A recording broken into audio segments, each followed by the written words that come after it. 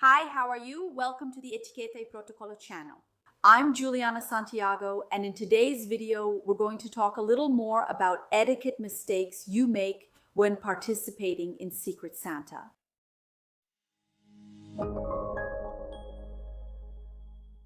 Certainly, one of the most popular games at year-end parties is Secret Santa. We take part in Secret Santa with co-workers, friends, and family members. It's a very interesting and fun way, loved by some, hated by others, to celebrate together during this time of year. And even though we often want to find other ways to do this kind of game, Secret Santa usually ends up being left out. It's the favorite and ends up being suggested as a way for groups to exchange gifts, among groups of friends, family, work, and so on. So in this video, I've put together some practices and some mistakes that people make, and I'm sure that after this video, you won't make those mistakes anymore. By the way, if you like this topic, if you enjoy the Etiquette and Protocol channel, you're always checking out the videos but haven't subscribed yet, make sure you do. Check if your subscription is active here on the channel. So go ahead and turn on the notification bell, click subscribe, and activate notifications to get all the updates here. So the first thing you should pay attention to when joining Secret Santa is to actually try to participate. I know that sometimes we've had a negative experience before, and you carry inside you a really bad memory from a Secret Santa you took part in. Sometimes the person didn't give you a nice gift. You always get bad gifts. But anyway, that's the thing, right? The pros and cons of joining Secret Santa, and that would really be the downside. But it's important for you to try to join in the game a little, try to participate and push yourself just a bit. Of course, no one is going to force you to be part of Secret Santa. If it's something that really makes you very uncomfortable, that isn't good for you, then there's no reason for you to take part. But sometimes it's nice for us to set things aside a little and try to join in, want to take part in the fun and be really active there in creating that Secret Santa atmosphere at end-of-year parties. It's also important to remember that if you don't want to take part in Secret Santa, don't encourage others not to participate. So like if you're sometimes in a work group, for example, and you have a friend at work that you're closer to than you go, and you end up in a way even convincing or influencing that person not to participate too, just because you don't want to join in. If you don't want to participate, if you don't feel comfortable, that's okay. It's your choice. But let other people feel comfortable. If they like this kind of game, if they have fun, if they find it interesting, let them participate too. Don't go around speaking badly or pointing out negative things about the people who decided to choose this kind of game. Let them be, respect their decision, and they will certainly have to respect yours. Respect is something that we often demand a lot from other people, but we ourselves forget to offer respect to others. So every time you show respect to someone, that person ends up returning it to you. Of course, not every time, but in most cases, that's what happens. Another point is to pay attention to observe the price that was set for the Secret Santa. And also if this Secret Santa had a specific theme. Many times people want to go a little overboard with the gift. So if the Secret Santa you're participating in has gifts between 30 and 60 reais, stay within that range. Yeah, it's not a good idea to give a gift that's way below 30 reais, right? You're not going to give a 10 reais gift. In the same way, it's also not a good idea to give a 100 reais gift because it might look like you're showing off to the group. Even if you pick someone you're really close to, it's important that you take part in the game and follow the rules of that game.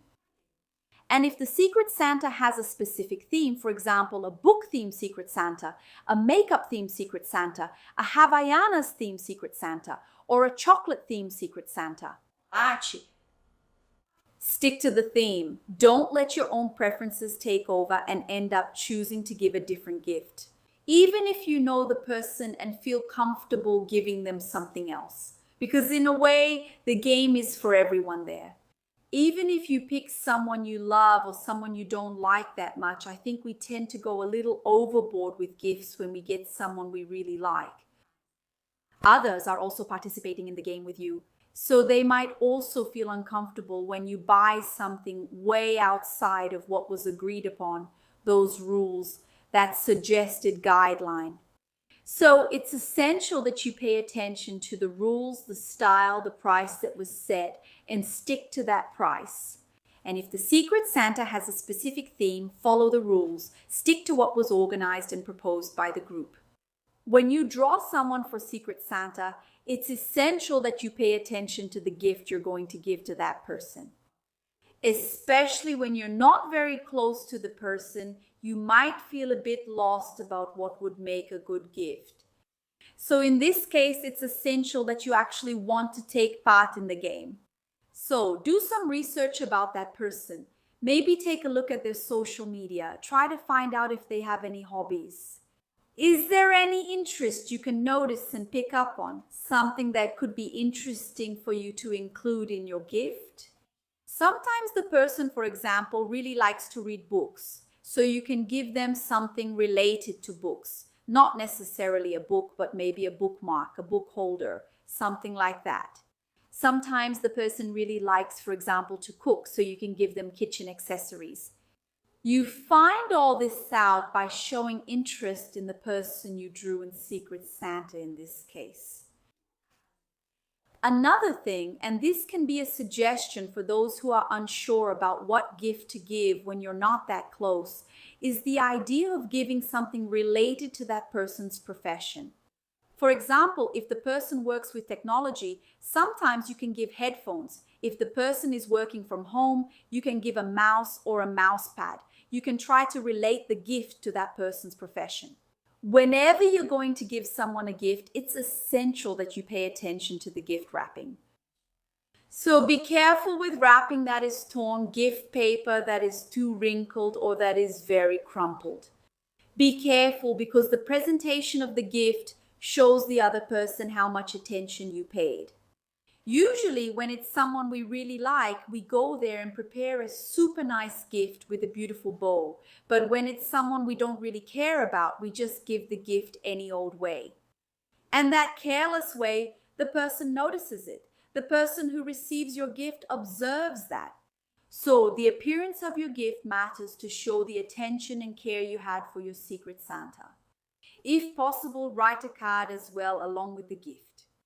A card, a few words, especially handwritten, is something that's so rare nowadays, but it makes a big difference when we receive a gift. We receive that kind of affection too.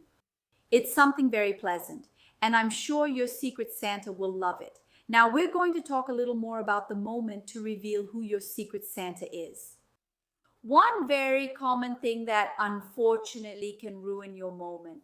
Your colleague, your friend, right? The person you picked might feel very embarrassed if you point out physical traits or even delicate situations that this person has gone through at some point in life and that they have no interest in bringing up again in front of the group.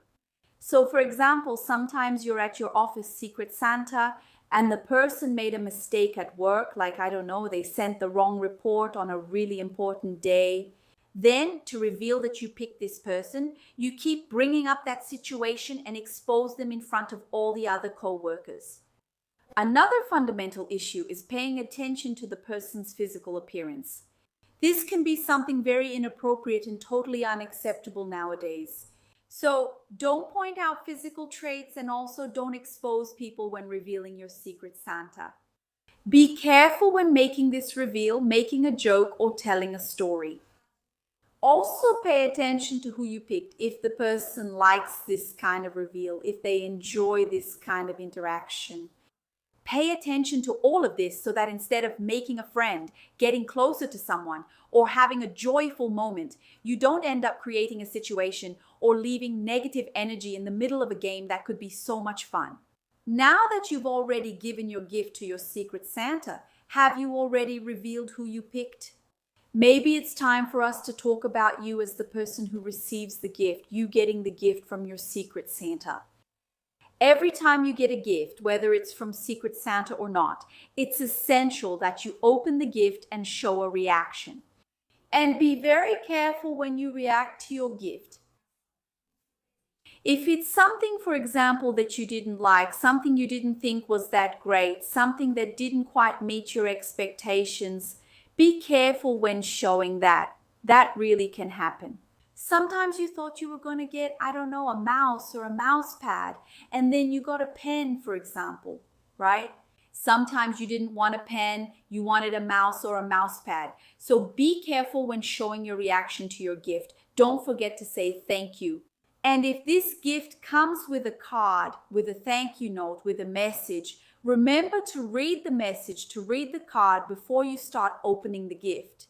First, we always notice the thoughtful details of the gift, receive it, thank the person for their kindness, and then see what material item actually comes with the gift. So be careful with your reactions.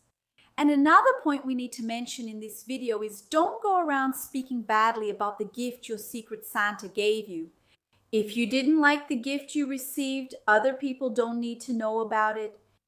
Talking badly, pointing out things about your gift, saying that you put a lot of effort into buying your Secret Santa's gift, but the person who got you didn't care at all, might not be nice, you know?